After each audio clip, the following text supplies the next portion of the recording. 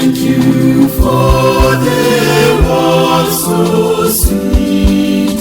Thank you for the air we breathe. Thank you for the birds that sing. Thank you, God, for everything.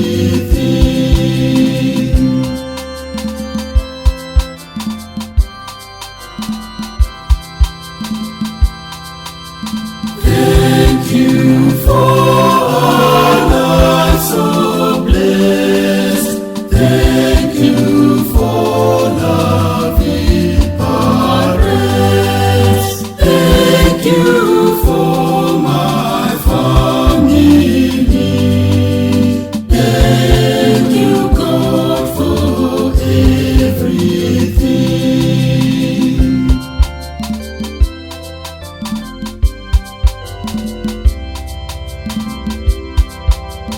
Thank you for a life so sweet. Thank you for our protection. Thank you for the gift of love. Thank you, God, for everything.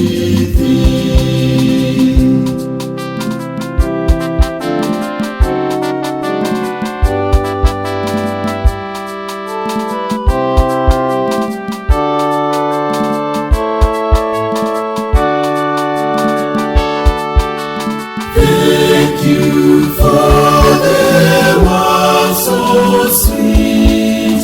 Thank you for the air we breathe.